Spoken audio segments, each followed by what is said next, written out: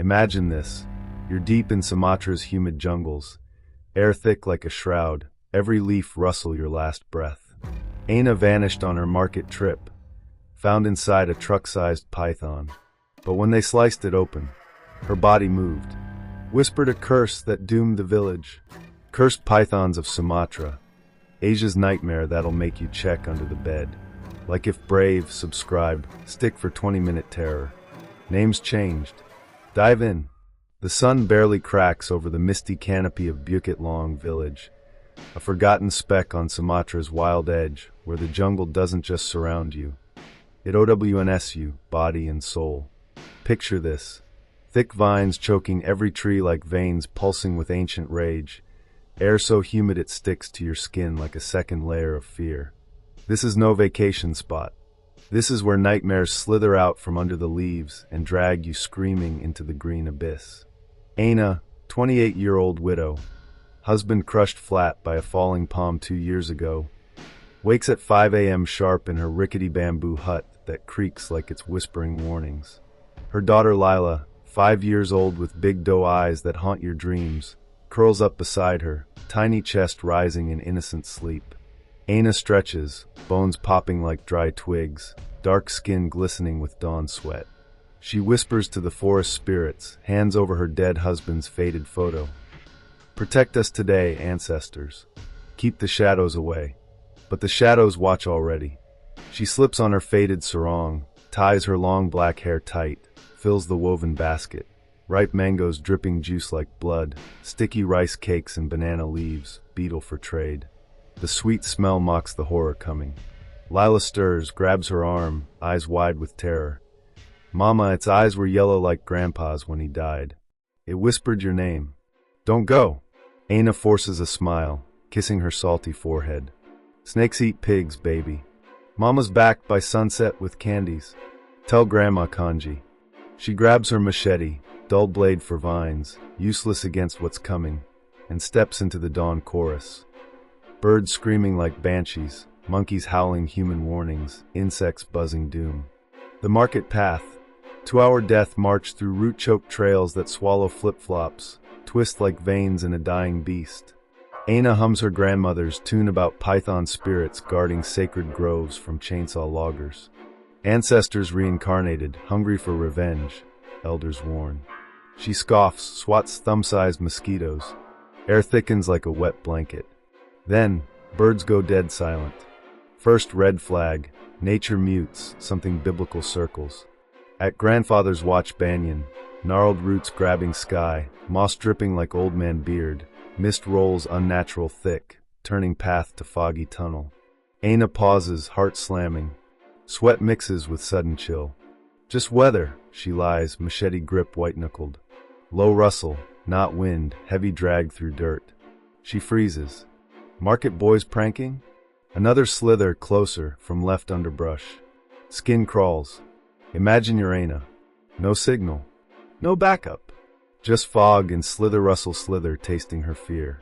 She bolts, flip-flops slapping mud, basket bouncing, mangoes bruising. Hiss vibrates air, guttural, alive, hungry. Spins, blade raised shaking. Nothing but swaying vines. Spirits leave me. Voice cracks. Slither from right now, cold leather brushes ankle. Legs burn, branches whip face drawing blood. Yellow eyes flash in mist, unblinking, intelligent, human. Snake knows her name. Aina screams, not today, hacks vines blindly. Path narrows, roots trip her, knee skins on rock, coppery blood on lip. Market miles away, sunlight swallowed. Shadow not behind anymore. Everywhere. Coiling. Closing. By the time the sun climbs high enough to burn the fog off the rice fields, Bukit Long feels wrong. Not quiet village morning wrong. More like the kind of wrong where even chickens stop scratching the dirt and just stand there, stiff, staring at the tree line like they're waiting for something to step out. Aina is supposed to be home before noon. Everyone knows that. The market is 2 hours away, maybe a little more if the path is muddy. She's done that walk so many times her feet could find it with her eyes closed. But today, the door to her hut stays open. The mat where she slept is empty. And little Lila is sitting in the doorway with her knees hugged to her chest, not crying, because at 5 years old, she's already learned something adults forget. Sometimes crying doesn't bring people back. Her grandmother, Nenek Sari, paces in tight circles, mumbling old prayers under her breath. The kind of prayers you don't say when you want good luck. The kind you say when you want mercy. Aina, she calls again, like she's testing the name against the air. Aina, come on. Enough jokes. No answer. Just the jungle breathing. Then Lila speaks, and her voice is small and flat, like she's reading a line from a nightmare she's already seen. Grandma, Mama's basket didn't come back. Nenek Sari stops pacing so fast her sandals scrape the bamboo floor. The basket. In this village, the basket is almost like a heartbeat. Aina never goes anywhere without it. Mangoes, rice cakes, beetle leaves, always the same. Always the routine. Always the proof that life is still normal. Nenek Sari steps outside and scans the path. She sees nothing but heat shimmer and green walls of jungle. But she feels eyes. Stay here, she snaps, too sharp for an old woman talking to a child. She softens it immediately, touching Lila's cheek. Stay with me. Don't go to the river. Don't go near the trees. Lila's pupils are wide. I didn't, she whispers. But I heard it. Heard what? Lila swallows. The sound is loud in the silence. A hiss. Not like a snake. Like a person trying to breathe through a hole. Nenek Sari's mouth goes dry. She turns toward the center of the village and screams Aina's name, so hard it feels like it tears something in her throat. The sound carries. Doors open. Heads pop out. A man drops a bucket. Someone's baby starts crying like it caught the fear from the air. Within minutes, the village is awake in the worst way. Men step out holding machetes they haven't sharpened in months. A teenage boy runs to fetch dogs. A woman ties her hair back and crosses herself even though nobody here is Christian, because fear doesn't care what religion you are. And in the middle of it all, Nenek Sari does the one thing she swore she'd never do again. She walks to the hut at the edge of the village, the one with bones hanging from the roof, the one people pretend not to see when they pass by. The Dukuan's hut, the shaman, the man they call Pak Surya, though nobody says his name loudly. You don't say the name of someone who talks to the jungle like it's a living judge. Pak Surya is outside already, like he's been waiting. He's old, older than anyone agrees on, and his eyes are sharp enough to make young men look away. Around his neck hangs a string of black seeds, and something that looks like a tooth. He watches Nenek Sari approach, then looks past her to the tree line. Someone went on the path alone, he says. Not a question, a statement. Nenek Sari doesn't bother lying. My daughter didn't return. Pak Surya nods once slow. Aina, he says, tasting the name like he already knows what it means today. Yes, Nenek Sari spits. Help us. Pak Surya's gaze flicks to Lila, who is now standing behind her grandmother's skirt like the cloth can block the jungle. The child dreamed, he says. Lila flinches. Aye. Pak Surya raises a hand. Don't speak it. Dreams have legs. Nenek Sari doesn't care about poetry. She cares about Aina. Pak Surya, she says, voice breaking. Please. Pak Surya finally looks at her fully, and the village watches the way you watch a knife decide which side to cut. You have been taking from the forest, he says. More than you give. A man in the crowd, Rahman, the unofficial leader, the loudest voice in town, steps forward. Old stories, Rahman snaps. We cut trees because we need money. We hunt because we need meat. That's life. Pak Surya's eyes narrow. That's hunger, he corrects. Life is balance. Rahman lifts his machete slightly. Not threatening. Not yet. But the gesture says something ugly. We will do this our way. We're going into the jungle, Rahman says. You can come or stay in your bones and smoke. Pak Surya's jaw tightens. I will come, he says quietly, because you will not listen. And when you do not listen, you break things you cannot fix. That's when the dogs arrive, 3 of them, lean and anxious, tails low. The boy holding their ropes keeps wiping his palms on his shorts like he's trying to clean off a feeling. Rahman points toward the path. We follow her route, he says. We search. We bring her back. And just like that, the village becomes a hunting party. Not hunting a snake, hunting an answer. They step onto the trail in a tight group, men in front, women and the boy with the dogs behind, Pak Surya walking like he owns the dirt. The jungle closes around them immediately. The air thickens. Leaves drip. Insects buzz. It's so alive it feels like it's listening. And here's the first thing the search party notices that makes everyone's stomach sink. No birds. Not one. Not even the annoying ones. Just silence and footsteps and the wet sound of mud letting go. Rahman tries to laugh. See? Easy, he says. She probably went to her cousin's house. Maybe she met some man and... A dog whines, high and panicked. Then the dog refuses to move. It plants its paws, pulls back on the rope, and stares into the trees like it sees something human standing there. Something the humans can't see. The boy tugs the rope. Come on. The dog bares its teeth at the jungle. Pak Surya crouches, presses 2 fingers to the ground, then brings them to his tongue. He tastes the mud. Rahman's face twists in disgust. What are you doing? Pak Surya stands slowly. Fear, he says. Nobody laughs now. They keep walking. The trail narrows. Roots rise like traps. Fog hangs low even though the sun is high. The kind of fog that doesn't feel like weather. It feels like breath. Every few minutes someone points. A snapped twig, a scuff in the dirt. Then someone finds the first real sign. A mango. One of Aina's mangoes, split open, smashed into the ground like it fell from shaking hands. Ants already swarm it. Juice stains the mud dark. Nenek Sari's legs almost give out. That's hers, she whispers. Rahman nods, suddenly serious. She dropped it. That means she ran. Pak Surya turns his head slightly. Or she was taken, he says. Rahman ignores him, but his grip tightens on the machete. The dogs start pulling forward now, noses down, following a scent they don't like but can't resist. They whimper as they go. The whimpering crawls under your skin because it doesn't sound like dog noise. It sounds like something pleading. They pass the banyan tree locals call Grandfather's Watch. It looks bigger today. The roots look like fingers. The branches hang like shoulders. Under it, in the mud, they see something that makes the women gasp. A strip of faded fabric, torn from a sarong.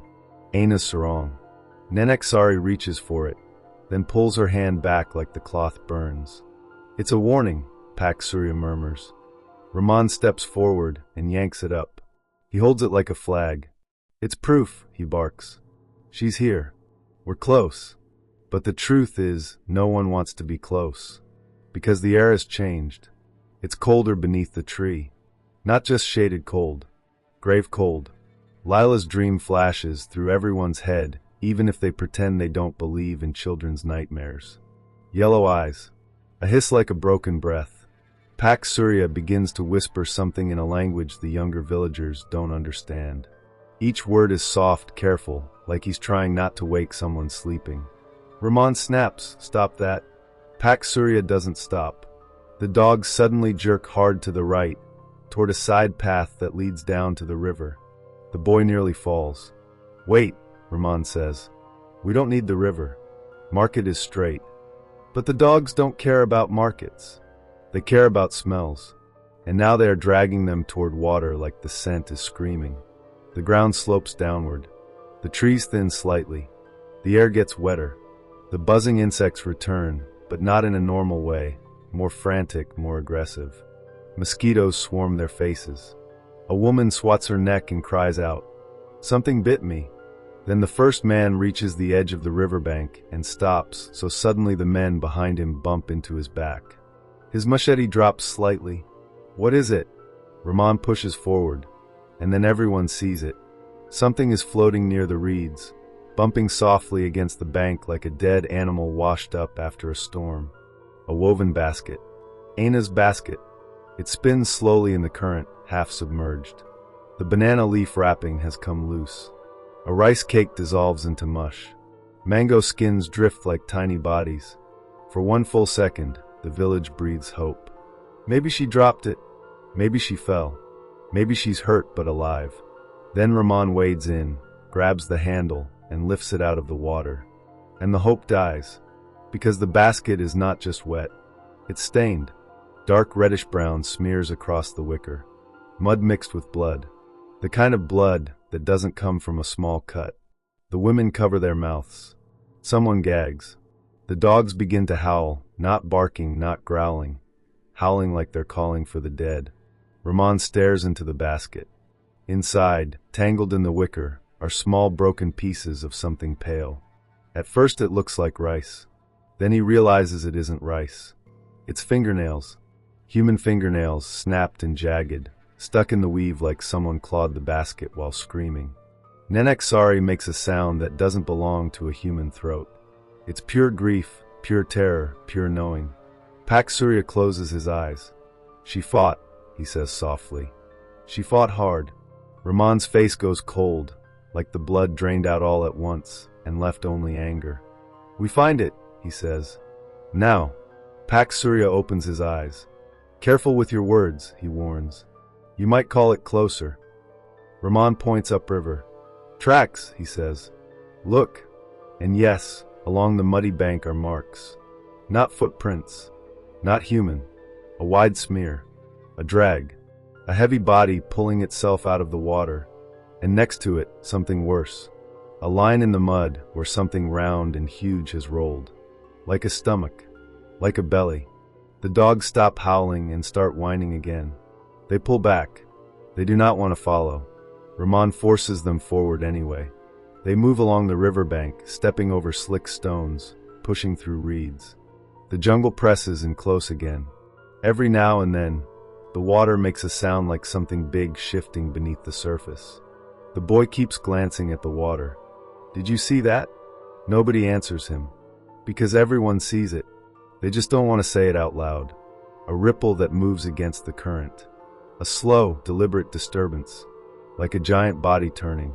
Rahman raises a fist. The group stops.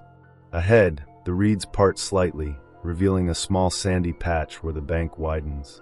And on that patch, half in shade, half in sunlight, lies a shape so huge the mind refuses it at first. A python. Not a normal python. A monster. Thick as a man's torso. Long enough that you can't see the full length without turning your head. Its scales are dark and wet, reflecting light like oil. Its head rests on the sand, and it's breathing slow, too slow like it's calm. Like it's satisfied. And its belly is swollen in a way that makes every adult in that group instantly understand what it means, even if they've never seen it before. Something is inside. Rahman lifts his machete. The metal catches a slice of sun and flashes like a warning sign. Pak Surya grabs his wrist. Don't, he says low and sharp. Rahman jerks away. You saw the basket. You saw the nails. Pak Surya's voice drops even lower. If you cut what you do not understand, you will open a door you cannot close. Rahman steps forward anyway, feet sinking slightly into sand. The python's head tilts just a little. And then the most impossible thing happens. The python looks at Rahman. Not like an animal looks. Like a person looks. Its eyes are yellow, bright, clean yellow. And for a moment they seem almost familiar. Rahman hesitates. Just a flicker. The village holds its breath. Then, from inside the swollen belly, a sound comes. A soft, wet knock. Once. Twice. Like a hand hitting from the inside. Rahman's machete trembles. Nenek Sari whispers, barely audible. Aina? Pak Surya's face turns to stone. Now you see, he says. This is not just hunger. The python opens its mouth slightly, just enough to show the curve of its teeth. And the jungle, which has been silent all morning, finally gives them a sound again. A long, deep hiss that doesn't come from the snake's throat. It comes from everywhere. Like the forest itself is warning them. If you do this, you will pay. Rahman raises the machete anyway. Rahman's machete hung in the air for one last second, shaking, not from weakness, but from something else, like his arm already knew it was about to commit a sin. Pak Surya stepped in front of him, calm in a way that felt unnatural. If you do it, he said, voice flat, you do it clean. One cut. No screaming. No chanting. No names. Rahman swallowed and nodded like a man signing his own sentence. The villagers backed up without being told, feet sliding in wet sand. Even the dogs stopped whining, as if fear had finally squeezed the sound out of them. Inside the python's swollen belly, another knock. Softer this time. Slower, like whoever was inside had run out of strength, but not out of time. Nenexari's whisper broke apart in her throat. Aina! Rahman brought the blade down. SFX, a wet, heavy slice. A sudden rush of breath. The machete opened the belly like cutting a sack of warm mud. Dark blood spilled first, thick and steaming, and the smell hit them so hard 2 men instantly turned away and vomited into the reeds. Something pale pushed against the opening from the inside. Rahman stumbled back, eyes wide, mouth open, but no sound came out. Because a hand, human trembling, slid out of the python. Fingers scraped the sand, trying to grip the world. Pak Surya didn't move. He crouched low and leaned in close, as if approaching a wounded animal that might still bite. Then Aina's face appeared. Not rotting. Not broken. Alive. Her hair was plastered to her head with blood. Her skin looked waxy and too tight, like it didn't fully belong on her anymore. Her eyes opened, and for one impossible moment, everyone felt relief crash through them like a wave. She was alive. She was alive. Aina's lips parted, and a voice came out that was not hers. It was deeper, older, dry like leaves rubbing together. You cut my body. Nenexari screamed. The sound snapped the spell, and chaos exploded. Women crying, men backing away, someone shouting prayers into the air like words could build a wall. Rahman lifted his machete again, reflexively, like he was suddenly sure the wrong thing had crawled out. Pak Surya raised a hand. Don't. Aina's head tilted toward Rahman with a slow, deliberate motion. Her gaze wasn't human gaze. It didn't blink like a person. It stared like a snake deciding whether you're food. You took trees, the voice said through her mouth. You took water. You took bones from the old ground and sold them as firewood. Rahman's jaw clenched. She's sick. She's poisoned. Aina smiled. It was the worst thing anyone had ever seen on a human face, because it didn't reach her eyes. It didn't even try. I am not sick, the voice said. I am awake. Behind them, the python's body twitched. Not a dying twitch. A waking twitch. The villagers froze as the slit belly shuddered, the scales rippling like something underneath was pulling strings. The cut they made began to widen, not from the blade, but from pressure. Pak Surya's face tightened. Rahman, he said low and urgent. You don't understand. That wasn't a snake that ate a woman. Rahman's breath came fast. Then what was it? Pak Surya looked at the jungle like he was listening to an invisible answer. A doorway, he said. Aina's hand dug into the sand and pulled her forward another inch. Blood ran down her forearm, but she didn't react to pain at all. She turned her head toward the water, toward the trees, toward the village far behind them. And she spoke one sentence that felt like it was aimed at the entire world. Bring the child. The moment the words hit the air, the dogs snapped. They lunged, ropes slipping from the boy's hands, and bolted into the jungle. No barking, no howling, just running like they were escaping fire. Nenexari grabbed Rahman's shirt. No, you leave her. You leave my granddaughter. Aina's eyes finally blinked. Once. Slow. And now, for the first time, her voice changed, just for a second, thin, terrified, almost familiar. Mom, she whispered. Don't. Pak Surya lunged forward instantly and pressed something black and bitter, some seed, some charm, against Aina's forehead. He hissed words under his breath, sharp and fast like striking flint. Aina convulsed. The older voice returned like a wave swallowing a candle. You think you can close me? It said. You cut me open. Rahman snapped. He swung his machete, not at Aina, but at Pak Surya's hand, trying to knock the charm away. The blade missed by inches, but the intent was enough. Pak Surya recoiled. His eyes flashed with pure anger. That, he said, voice suddenly louder than the river, is why it chose you. Rahman froze. What? Aina's head turned again. The smile came back. You lead, the voice said. So you pay first. The python's corpse behind them jerked so hard the sand sprayed. The belly split wider, unnaturally wide, and something inside shifted like a second spine rolling over. Ramon backed away, boots slipping. Then the jungle answered. Not with a hiss. With footsteps. Heavy, wet, sliding footsteps in the reeds all around them, circling, closing, like more bodies were moving through the plants, but nothing showed itself. The air became cold enough to hurt. Pak Surya grabbed Nenek Sari's arm. Run, he said. Back to the village. Get Lila. Burn salt at every door. Don't look at the water. Nenek Sari didn't want to leave Aina. Her whole body screamed no. But Aina's real voice, pushed through again, barely audible, like someone drowning under ice. Lila, hide, she breathed. Nenek Sari finally understood. Whatever was inside her daughter could use love like a leash. So she ran. The villagers ran. Ramon ran last, still clutching his machete like it could cut a curse. He didn't make it 10 steps. Something struck his ankle from the reeds, fast, thick, coiling, and yanked him backward so hard he slammed into the sand. He screamed once, loud enough to tear your nerves, then the sound choked off as the coil tightened. Pak Surya didn't look back. He kept pushing the others forward, face pale, mouth moving in silent prayers. Behind them, Ramon's machete clattered into the mud. And from the riverbank, Aina's laughter followed, soft, broken, not quite human. By nightfall, the village would learn the real meaning of cursed pythons of Sumatra. Because the curse wasn't inside the snake anymore. It was walking home,